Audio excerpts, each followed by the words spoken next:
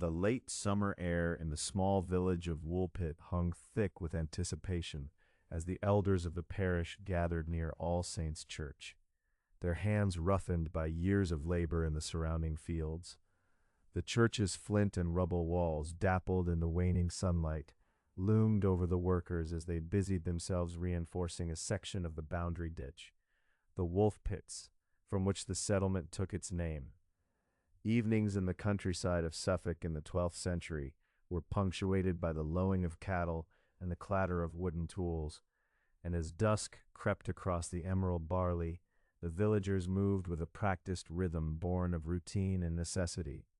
A group of women, their linen coives and aprons tinged with the earth's color, huddled nearby, exchanging mundane worries about the upcoming harvest and the recent rumor of bandits along the river Gipping. A pair of barefoot boys chased each other, their laughter echoing off the church's ancient stones, while an older man, his back bent by age and toil, paused to mop his brow with a frayed cloth.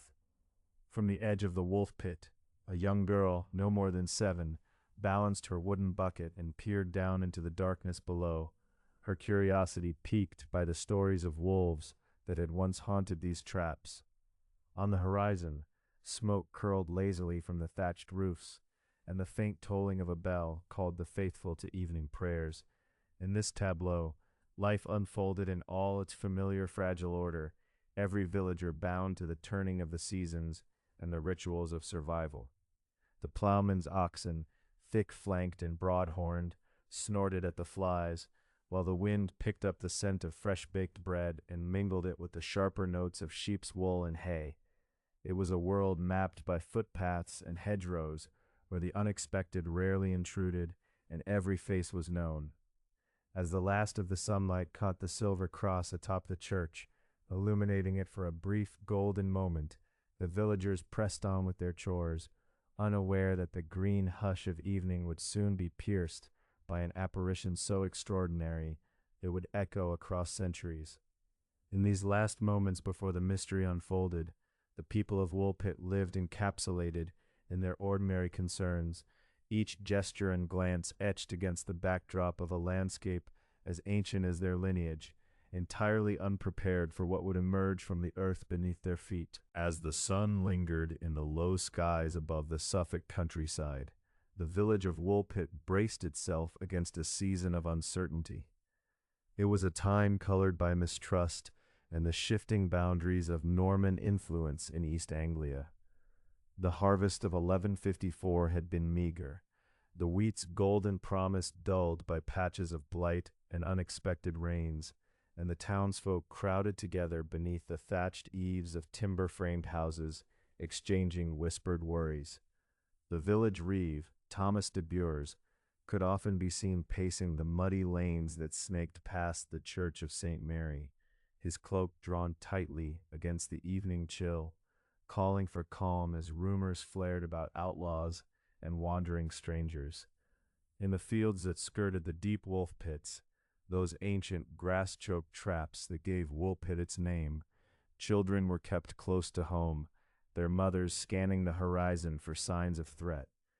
Occasional riders from Bury St. Edmunds thundered along the distant road, carrying tidings from the abbey or orders from the local baron, heightening the tension in the air with their abrupt arrivals. Within the market square, the villagers gathered around the bread stall, eyes darting anxiously, as news trickled in about the ever-present risk of famine and the mysterious disappearances in the nearby woods. The air was thick with the scent of damp earth and wood smoke. Even the daily routines, milking cows at dawn, mending nets at dusk, and hauling water from the well seemed clouded by apprehension, as if the entire settlement waited for an omen or a sign to break the mounting unease. Within the cramped, timber-framed cottages of 12th century Woolpit, the low, flickering light from rushlight candles barely reached the rough-hewn corners, illuminating the dirt floor and the homespun wool garments of the villagers as they prepared the evening meal. On this particular evening, the arrival of the green-skinned children stirred both curiosity and unease, mothers drawing their own children closer, fathers setting aside their wooden bowls to better peer at the newcomers. The boy and girl's unfamiliar sing-song language echoed awkwardly against the wattle and daub walls as they refused the coarse bread and fresh cheese offered to them, their eyes darting from the iron cauldron bubbling on the hearth to the stoneware jugs lined along a shelf. The villagers whispered among themselves, some suspecting witchcraft or ailment, while others wondered if famine in a far-off land had forced the children to seek refuge so far from home. The children's persistent refusal of food and water, except for the beans still in their pods, led the parish priest, Sir Richard Becown, to invite them into his own manor, where he might better observe and care for them. There, under the high arching beams of his hall, the green children slept on coarse straw mats, nestled between woven blankets, their skin a startling contrast to the pale faces of the other foundlings under his guardianship. The priest, accustomed to tending to the spiritual and physical needs of the poor and orphaned, instructed his servants to soak the beans in water and offer them again. When the children devoured the beans eagerly, the servants exchanged uneasy glances, recalling old tales of elves and fey folk who thrived on such simple fare.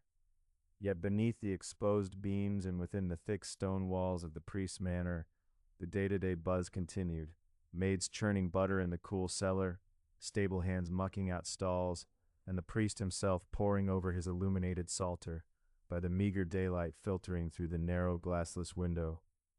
All the while, the green children lingered at the periphery, silent observers to the rhythms of the household, their presence beginning to thread itself into the fabric of village life, even as their origins remained shrouded in mystery. As late summer sunlight waned over the Suffolk fields, the village of Woolpit moved with the slow rhythm of harvest, its people bent to the earth, fingers stained with soil as they worked the stubbled fields. It was then, in the midst of this communal labor, that the village reeve, John Bartram, was summoned by shouts from the reapers near the wolf pits. The men, their sides propped aside and brows beaded with sweat, pointed to a tangled bramble where two small, unfamiliar figures huddled, clutching each other with a fearful intensity. The children, a boy and a girl, wore clothes of unknown weave and hue, fabric so finely made and oddly cut that it seemed ill-suited to any known English folk. Their skin, unmistakably tinged a green so pale it caught the dying light, provoked both alarm and fascination among the villagers. The reeve, cautious but compelled by duty, knelt and addressed them in the Norman French of the land, then in the English tongue, but the children only murmured in a language that flowed with unfamiliar cadences. The villagers, whispering amongst themselves, quickly gathered, forming a loose semicircle around the pair, some making the sign of the cross, others clutching at protective charms. The children flinched at the crowd's approach and turned wide, hollow eyes to the men and women who now debated in hushed voices what was to be done. In that moment, as Bartram motioned for the strangers to be taken under his protection, escorted to his own home with bread and milk offered from trembling hands, the village crossed a threshold. No longer could the children be left to the mercy of the fields or the wolves' ancient pits. Woolpit, with its timbered cottages and thatched roofs, was now drawn into a mystery that pressed on every heart and mind. The villagers' decision to take the green children in, to shelter and feed them despite fear and uncertainty, marked a step that could not be undone. From that evening on, the daily pulse of the village shifted, for the presence of these enigmatic outsiders unsettled every familiar habit, from the way bread was broken at table, to the curious glances exchanged in the lanes as people wondered what would become of the otherworldly pair. In the quiet Suffolk village of Woolpit, centuries after the harvesters first stumbled upon the bewildered green-skinned children, the memory of their arrival lingers like mist over the ancient sheep pits. Local villagers, years after the momentous event, continued to tell and retell the story by the flickering light of rushlights inside timber-framed cottages. Grandfathers would point toward the earthworks outside the village, where the children were first found, their voices dropping to a whisper as they described the strange hue of the newcomer's skin, the way the siblings clung to each other in silence, and how they shrank away from food offered by the startled villagers. The parish priest, Richard de Calme, who had taken the children into his care, recorded their story with meticulous Latin script in the manor's records, his quill scratching across parchment as he attempted to capture their odd dialect and the girls' gradual adaptation to village life. Generations of villagers, recalling the tale while tending sheep or sowing barley along the lush, clay-rich fields, argued over details, the precise shade of green, the language the children spoke, and the foods that finally coaxed them to health. In the region's oral tradition, mothers soothed frightened children at night with promises that the green ones were safe now, taken in by good folk, while some believed that the story explained the peculiar green tinge sometimes seen in the meadow grass after rain. Monks at the nearby abbey, curious about the strange event, copied the story into their chronicles, the script illuminated with images of somber-eyed children in homespun tunics, their feet bare in the Suffolk dirt. Even traveling minstrels passing through Woolpit's muddy lanes wove the event into their songs, embellishing the tale with each retelling, but always returning to the moment when two hungry, green children emerged from the pits, forever entwining the village's name with folklore.